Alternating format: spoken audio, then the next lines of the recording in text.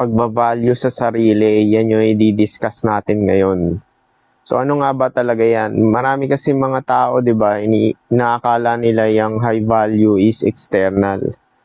So ito ang pagiging high value ay hindi nagsisimula sa pera, status o validation ng ibang tao. Nagsisimula ito sa kung gaano mo pinapahalagan ang sarili mo.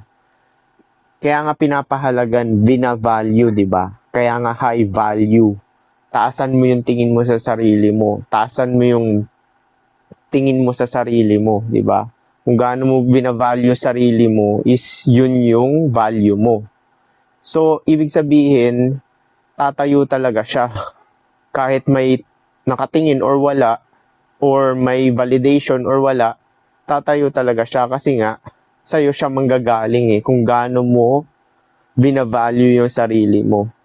Siyempre, babagsak pa rin yan sa pagpo-focus sa sarili or pagmamahal sa sarili.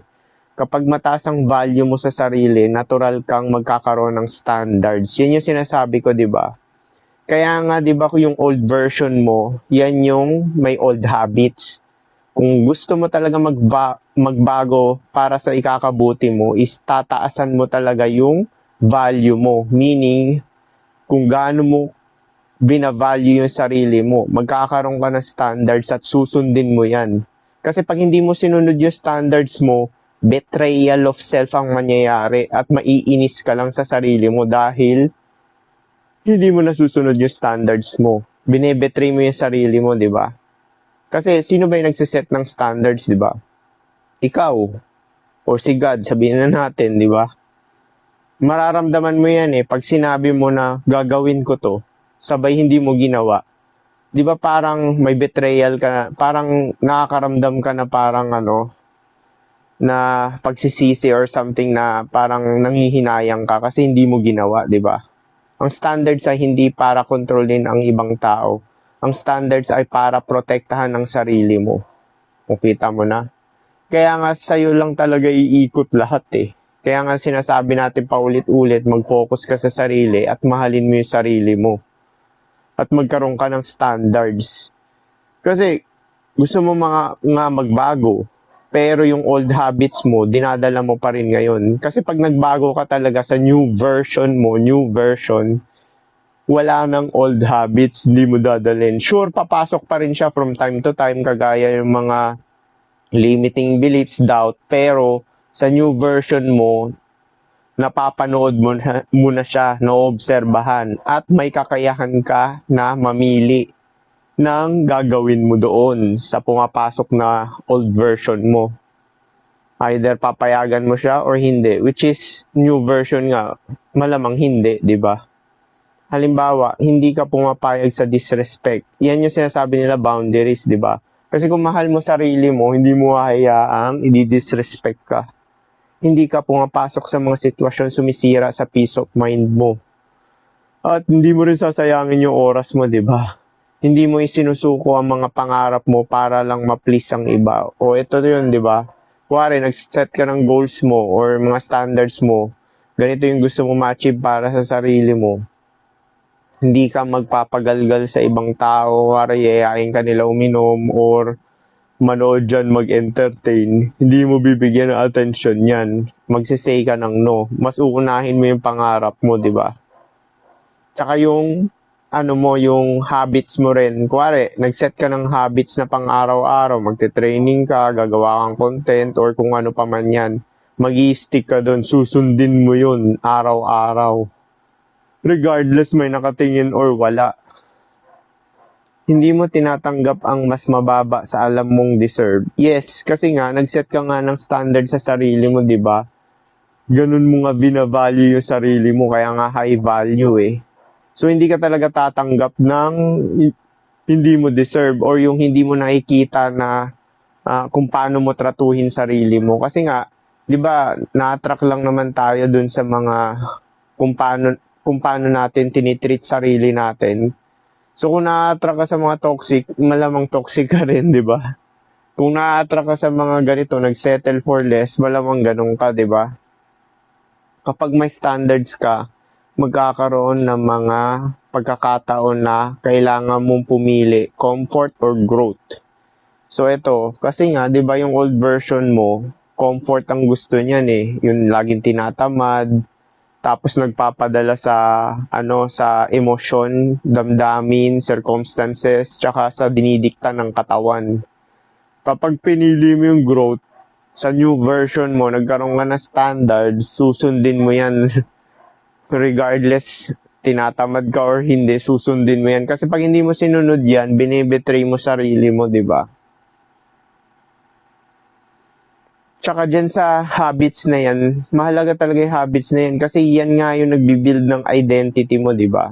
Kasi yung dati mong identity, yung old version, yung stagnant, walang pag-usad, tapos hindi inuuna yung sarili, puro entertainment lang, binibigay yung oras ng ganun-ganun na lang, di ba? Tapos madaling madistract. Marami lang nagpo-post dyan sa SOCMED, scroll ka na ng scroll, panood ka na ng panood. Sa new version mo, ang focus mo na niyan, sarili at growth mo. Uunahin mo yung sarili mo. Kaya nga, small steps talaga yung mahalaga talaga eh. Kasi, yan yung tinatawag nilang neuroplasticity or rewiring ng brain. Kasi 'di ba, na-attract ka lang naman dun sa comfortable ka, 'di ba? So, ito kasing bagong version, unknown kasi to eh. So, pag nagbabago ka, sa una, mahirap. Kasi nga, nasanay ka dun sa old habits mo. Now, sa new version mo, magkakaroon ka ng standards at susundin mo yung standards mo. Yan na talaga yung bagong habits mo. At yan na yung bagong comfort zone mo, yung bagong version mo. Which is, kung ano pa man yan, yung standards na sinet mo para sa sarili mo. Instant pleasure o long-term success. Yan yun, di ba? Old version na naman to plus yung new version. Old self o new self.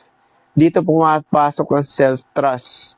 Ang self-trust ay hindi nabubuo sa kakaisip na magaling ka. Nabubuo ito kapag ginagawa mo ang mga pangako mo sa sarili mo.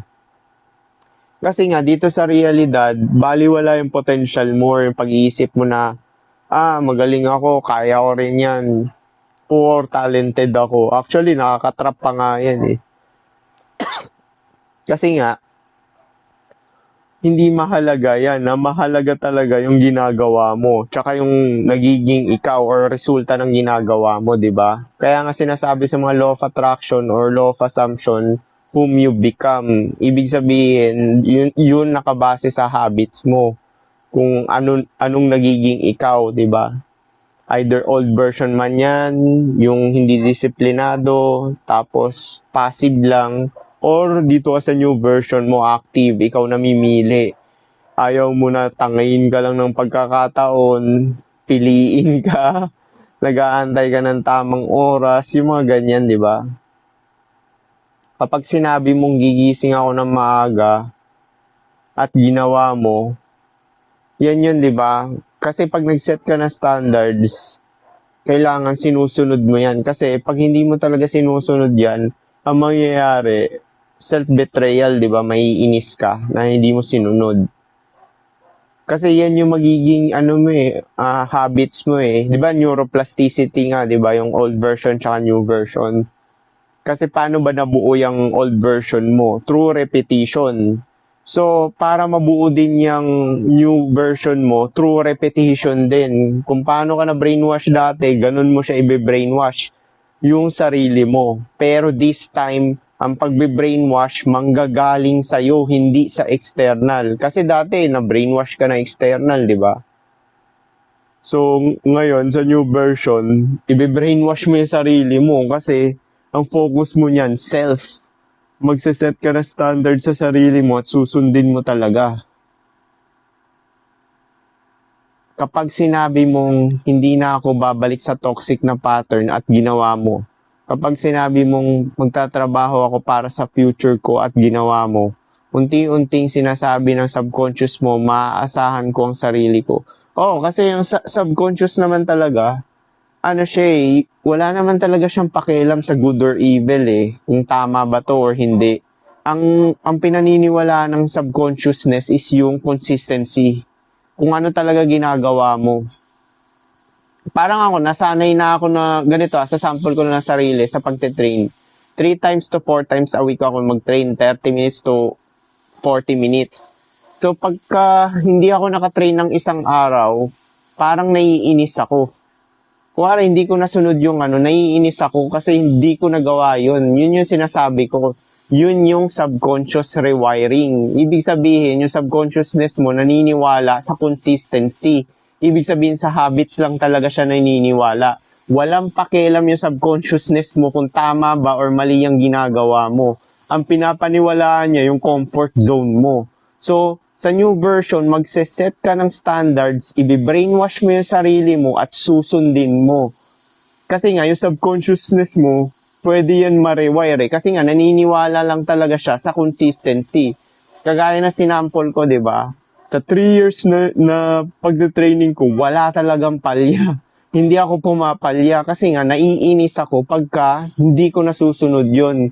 Actually, yung subconsciousness mo yung maiinis.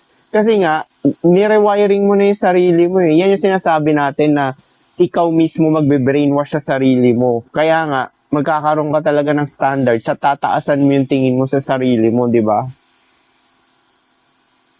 Kasi, di ba, sa old version, tinatangay ka lang ng mga ibang tao, na-impluensya ka ng SOCMED, na-impluensya ka ng parents mo. Basically, external. External lang. Parang passive na passive ka talaga. In short, utu-utu ka, di ba? Wala kang self-control. Hindi ka nasasaktan dahil nagkamali ka. Nasasaktan ka dahil alam mo sa loob mo na hindi mo sinunod ang alam mong tama para sa sarili mo. Tingnan mo take note to sinabi dito, alam mong tama para sa sarili mo. 'Di ba? Yan nga yun kasi pag minahal mo sarili mo, nagkaroon ka ng standards. Yung kalooban mo, dahil nga paulit-ulit mo siyang ginagawa, consistency is yan na yung magiging standards mo at papaniwalaan na subconsciousness mo. Actually, yung mga yumayaman, di ba paulit-ulit nila ginagawa yan Sa totoo lang, yung habits talaga nila yung nagpayaman sa kanila Tsaka kung paano sila pumunta sa tuktok, mini-maintain nila yan through habits. Kasi pag bumalik sila sa old version nila, malamang i-reflect back ng realidad mo is yung old version mo. Di ba? Okay lang mag-slip up ng isa, dalawa, pero maiinis ka na niyan kasi nga alam mo yung new version mo, iba na yung standards niya talaga parang mataas na, 'di ba? Ayaw na mag-settle. Kasi yun yung pinaniniwalaan ng subconsciousness mo. Kaya nga sinasabi ko sa inyo, taasan nyo talaga yung tingin nyo sa sarili nyo at magkaroon kayo ng self-respect or standards. Tapos sundin nyo yung standards nyo regardless may nakatingin or wala. Everyday nyo gagawin yan. Kaya ang tunay ng confidence ay hindi galing sa affirmations. Ang confidence ay resulta ng maraming beses na pagpili sa sarili mo kaysa sa mga lumang pattern. Yung self-confidence kasi manggagaling yan talaga sa pag-accept ng ng old version mo at saka new version, di ba? Or yung tinatawag na integration kasi yan yung confidence Kasi pag na-accept mo na yan, syempre, hindi ka makakalip sa new version mo kung hindi mo tinanggap yung old version mo. Take note, di ba ka sa duality matrix? Well, paano mo malalaman na makakabuti yung gagawin mo kung hindi mo alam yung makakasama? Di ba common sense yun? So, ganun din yan. Kung hindi mo tinanggap yung old version mo na ganyan, na hindi ka disiplinado, nagpapagalgal ka sa mga external na impluensya, is hindi mo mababago yung pattern mo kasi wala kang awareness Kaya nga sinabi nga sa Buddhism, ignorance talaga ang cause ng suffering. Kasi nga, hindi ka talaga magbabago kung hindi mo alam nangyayari. yun talaga yung talaga pinaniniwalaan ng mga Buddhist, di ba? Kasi nga, ignorance talaga ang cause ng suffering. Tsaka hindi ka rin talaga magbabago kung wala kang awareness sa mga ginagawa mo, di ba?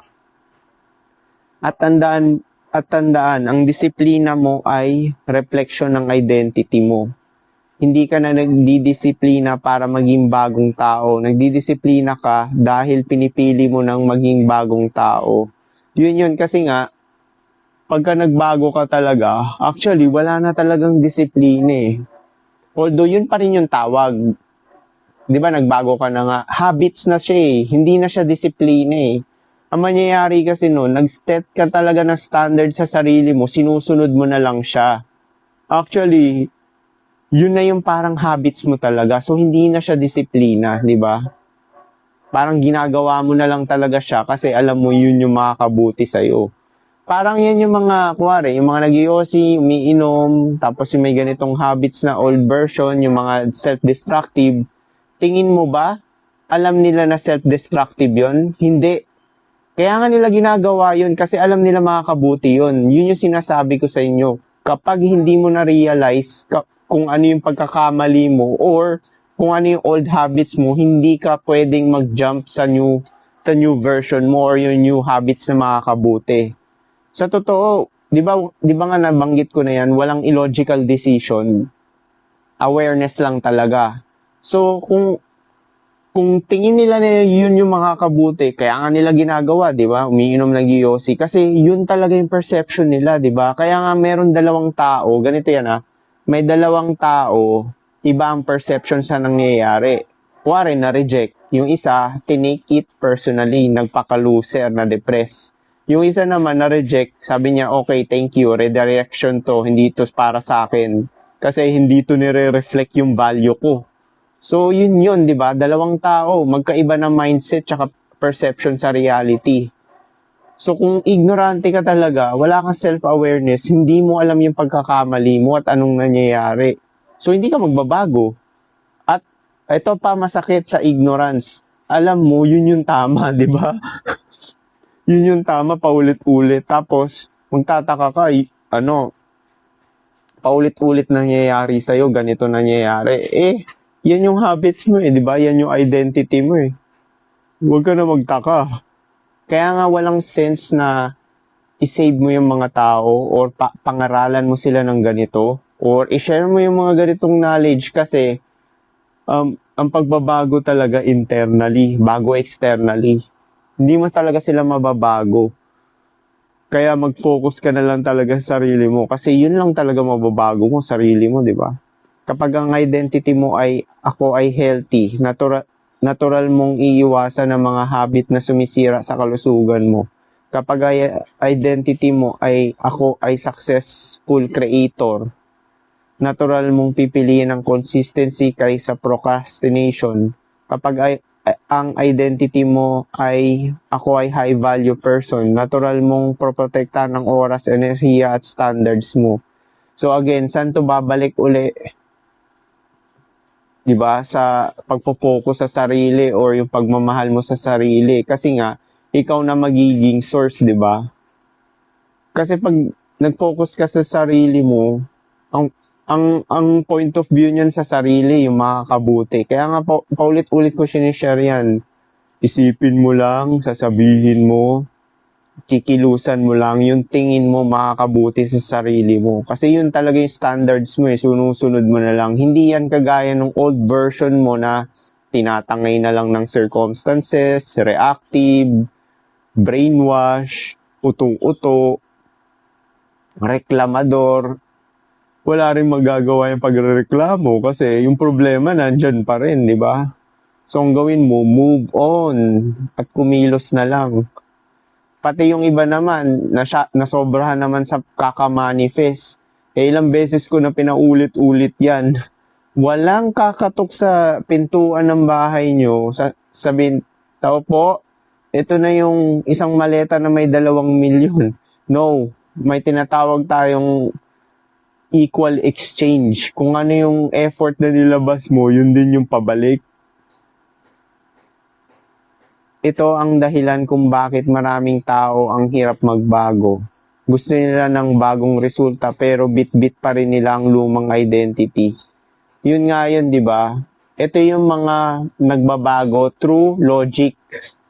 Ibig sabihin, panggagaya lang. Kuwari, nakapanood sila ng kagaya ng kwento ko dati, hindi na raw siya iinom.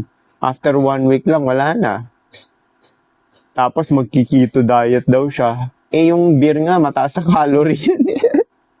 Nakakatawa talaga yun.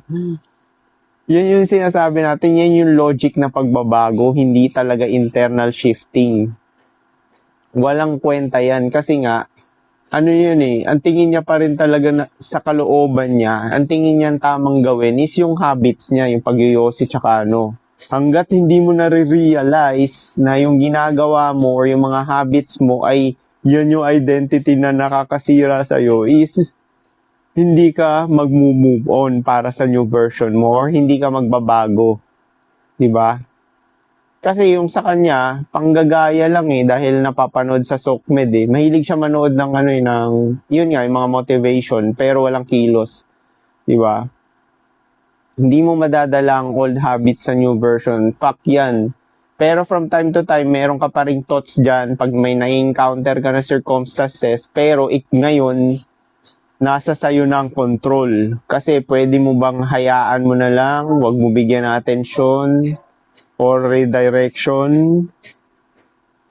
Diba? Yun na yung mga gawa mo, may control ka na. Alam mo, may old habits ka pa rin, yung mga triggers. Kasi sa katawan yan memory yan Kaya nga shinare ko yung pagte-training Tsaka yung meditation, tsaka yung paulit-ulit na gagawin mo. Kasi ang new version is, be-brainwash mo talaga sarili mo niyan. Through consistency.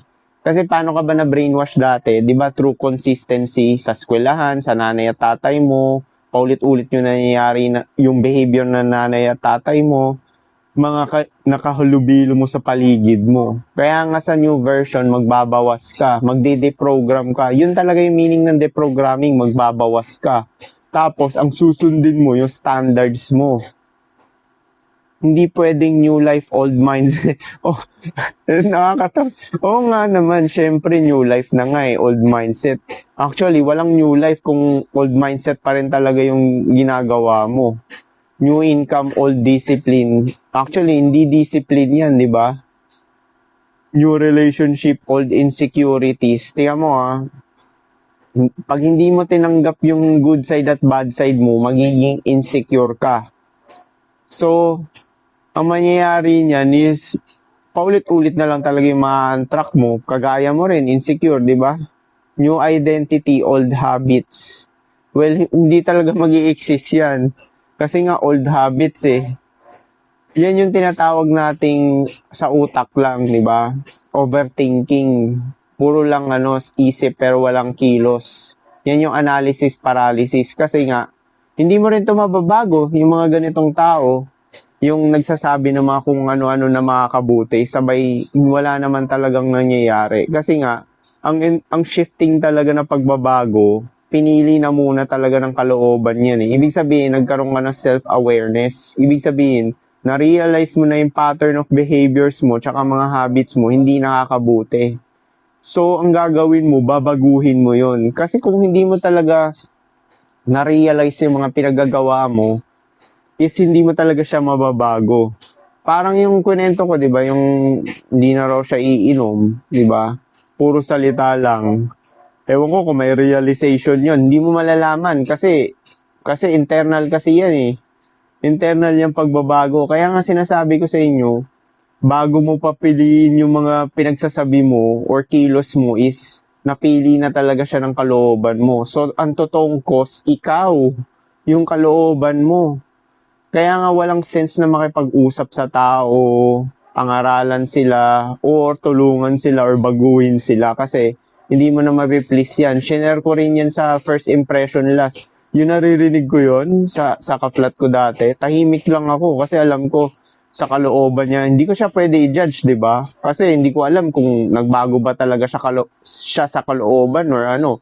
Pero the fact na nakikita ko yung behavior niya bumabalik, well, walang pagbabago, internal shifting yun. Which is, malalaman mo na through action. Kaya nga, di ba, may kasabihan, action speaks louder than words. Kasi, ang action, nanggagaling yan internally. Hindi mo pwedeng pekein yung laman ng kalooban mo kasi yung action manggagaling doon. Tsaka yung habits na nilalabas ng action mo galing sa kalooban. So kung wala talagang internal shifting, self-awareness, wala talagang magbabago. Kaya nga Ginawa ko rin yung book na yan eh, yung kauna-unahan eh, Law of Attraction, yung Power Within. Take note mo yung title Power Within. Kasi sa kalooban talaga yung shifting. Biruin mo, Law of Attraction, Law of Assumption, Quantum Leap, lahat yan pagbabago sa kalooban. Kala kasi ng mga tao, manifest ka lang ng manifest, mag-isip ka, dadating sa'yo. Hindi yun Kasi yung kalooban mo magbabago muna, bago lahat, di ba? Bago yung external. Kasi everything follows kapag binago mo yung kalooban mo.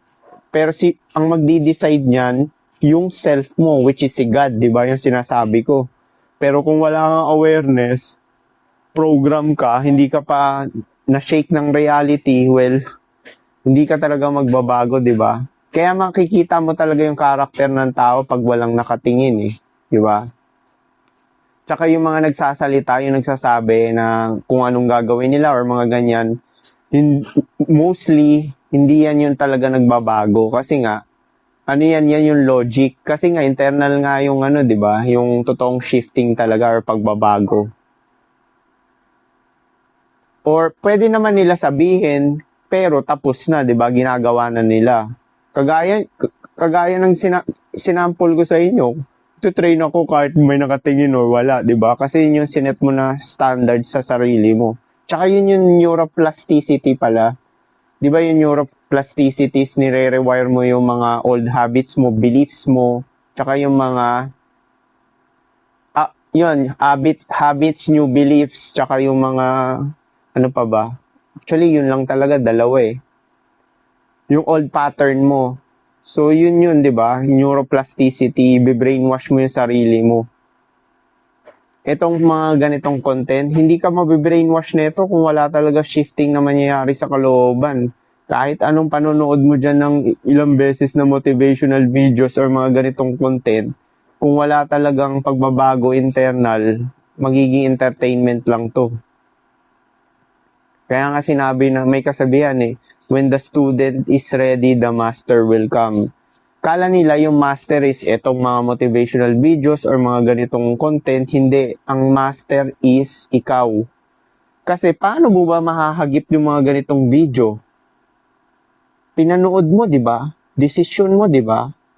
Hindi mo to mahahagip kung walang internal shifting. Hindi mo to mahahagip yung mga ganitong impormasyon kung hindi mo ka-frequency. Yung frequency na sinasabi na sa law of manifestation, kalooban mo. 'Di ba? Kaya nga onti lang tong nanonood ng ganito kasi yung frequency. Actually, ganito unang panood mo dito sa sinasabi ko, hindi mo magigets. Onti lang yung tao makakagets na itong sinasabi ko. Need mo pa to panoorin 10 beses. Yung master ko, 8 years ko na pinanonood yun. Pero once na may isa pa siyang video na pinanood ko, biglang meron na namang wisdom na papasok na, uy, parang hindi ko to nahagip dati. 8 years ago. So, yan yung sinasabi ko, di ba? Na when the student is ready, the master will come. Ibig sabihin yung awareness mo yung nakaka-detect niyan, which is si God, di ba? Kaya nga ang totoong evolution is expansion ng awareness. Hindi ako naniniwala sa evolution ng monkey to human to God. Ang expansion of awareness, di ba? Alam mo na rin talaga to dahil nga sa heavy brainwashing tsaka mga old habits mo, yun yung naglilimit sa'yo, di ba? Kaya nga ang gagawin mo, neuroplasticity. Ginagawa ko rin tong ganito, kuwari, wala akong ginagawa, hindi ako busy. Or kung nagte-train ako, hindi naman kailangan. Alam mo anong pinapakinggan ko? Mga video na ganito, hindi music. Hindi music. Yung iba, di ba, nagte-training music. Ako hindi. Ganito yung pinapakinggan ko. Kasi nga, nire-rewire ko nga yung brain ko Neuroplasticity, di ba? So, since nagte-train ako, double na, di ba? Pero minsan, mostly, pag nagte-train ako, wala akong pinapakinggan kasi gusto kong maging present para ma-target mo talaga yung muscle mo, di ba? Ang decision bang, ito may mga bagay kailangan iwanan para magkaroon ng espasyo sa ang bagong ikaw. So yan nga yun, di ba? Kailangan mo magbawas. which is yung mga old habits mo na makakasira sa'yo. Ang bawat araw, tanungin mo ang sarili mo, ang desisyon bang ito ay para sa old version ko o para sa taong pinili kong maging?